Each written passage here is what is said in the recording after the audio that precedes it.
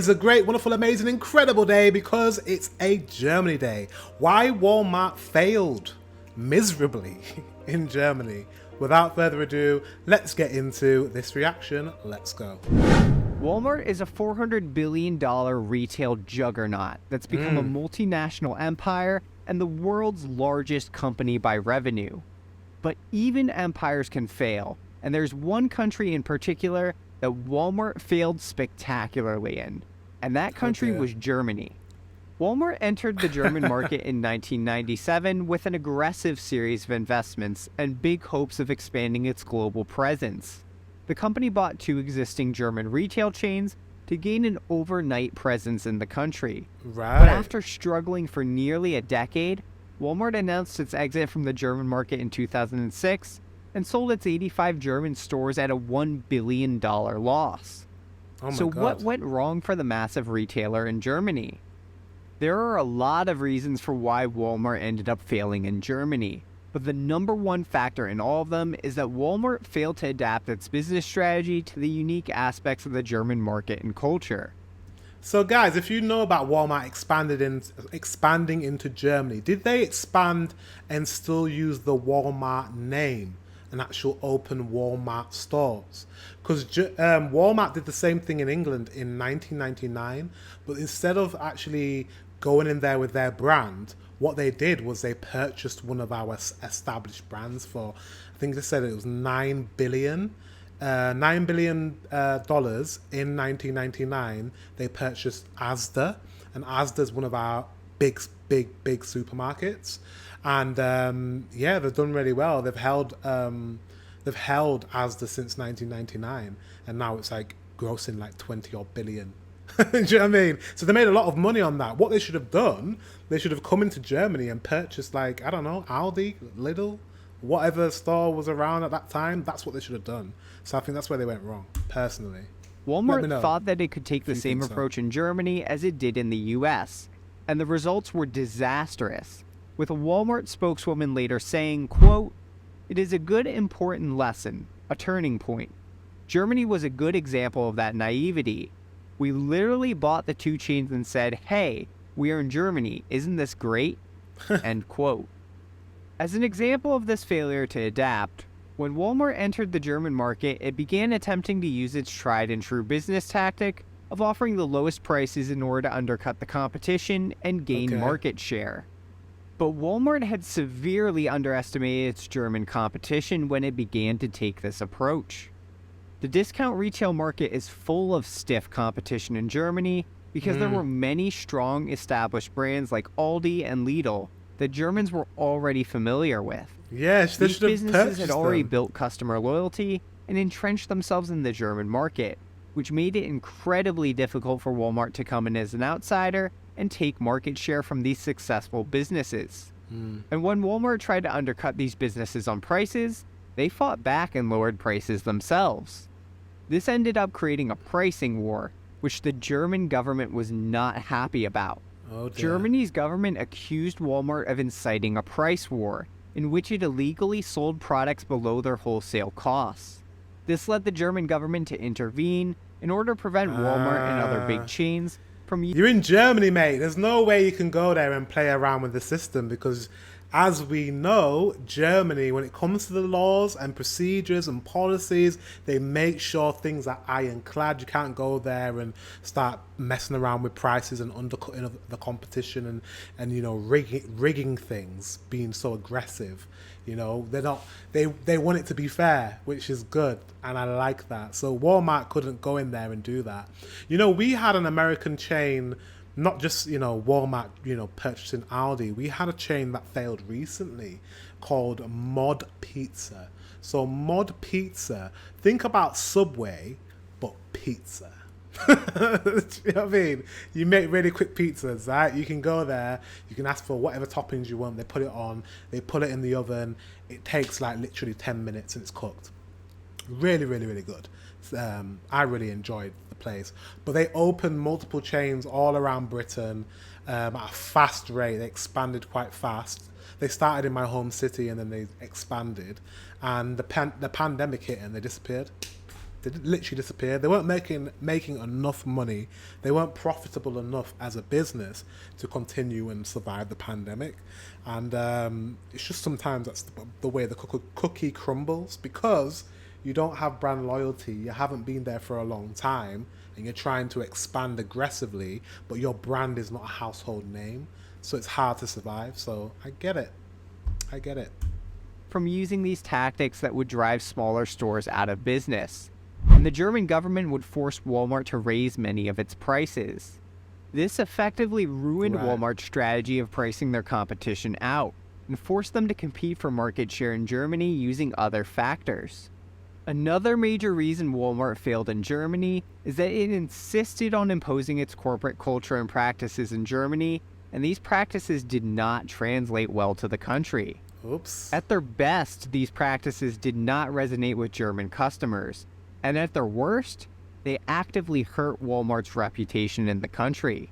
Wow. A large part of this mistake came from the fact that Walmart initially hired American executives to manage its German business, instead of hiring German executives who would have had a better understanding of the market and what German customers actually wanted. This would lead to many American poor business decisions, like Walmart trying to sell packaged meat in their stores, when many Germans like to buy meat from the butcher. Walmart's employee policies surrounding customer service also were weird and off-putting to German customers. For example, the so-called 10-foot rule is one of Walmart's approaches to customer service. What's that? Sam Walton would famously encourage associates to take a pledge saying, "I solemnly promise and declare that every customer that comes within 10 feet of me, I will smile, look them in the eye, greet them, and ask if I can help them." I'm laughing only because I understand Germans. I also understand Brits, because we're not too dissimilar. We're quite similar. I would find that very off-putting. I just want to go in and do my shopping. And if I need your help, I know it sounds bad, but if I need your help, I'll ask you for help. Or please, can you help me find this? But I don't want that overbearing, "Hi, sir, how are you? Are you having a nice day?" I don't want that. Or just, smiling at me and looking me in the eye, because it feels fake. And one thing that the Brits and Germans, we have in common, we don't like fake. We like genuine interactions. And I think Americans, they love the fake interactions. I'm not being rude, but they do love the fake interactions. They do. The fake smiles, the fake everything. They don't mind that. They feel like, okay, that person's doing their job. They're going above and beyond. So I don't mind them being a bit fake. But we see through that in Western Europe, and it's not something we like. So I completely can see why this would fail. Do you know what's funny? They tried that in the mod pizza that I was telling you about, the pizza place. When you walk into, I remember when you first used to walk into mod pizza, they would say, "Hey, how are you? Hey," they would shout and say hello to the people walking in. Brits do not like that. Everyone that walks in feels awkward, like, ugh. But that's what they did. They tried to be over Americanized, and that's why it fails. We have different cultures in our countries, so yeah. But the problem is that this is not what Germans wanted Walmart employees to do at all. No. In fact, they thought this behavior was extremely strange and off-putting. Yeah. So when Walmart was requiring its German sales clerks to smile at customers, this was actually making many customers very uncomfortable, because it's not normal in German culture to smile at strangers.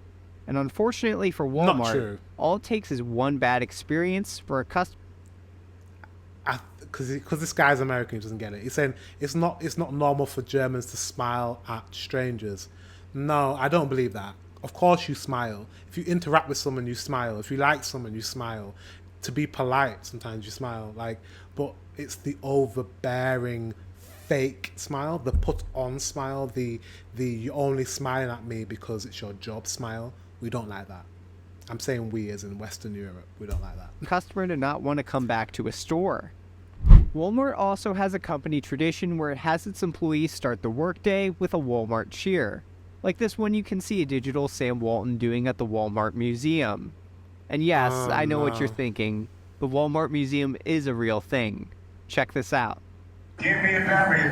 W. Give me an A. A. Give me an L. L. Give me a squiggly. Squiggly. Give me an M. M. Give me an A. A. Give me an R. Americans. Americans are so weird. I'm sorry. All this right here. No. Could you? I can only imagine working for Walmart in England and then trying to get the employees to do this with this silly mascot in the front. Like you could never get British people to act like idiots like that. I'm sorry, absolutely not. And I feel like it's exactly the same with Germans. Like it's corny. It's it's embarrassing. Like we just no. I'm being so judgmental about T. What's that spell? what is Who's number one? The customer always. Now, having employees cheer like this could easily be considered weird by many people in the United So States to weird. begin with. But this type of company practice was even weirder in German culture, which is more formal by nature.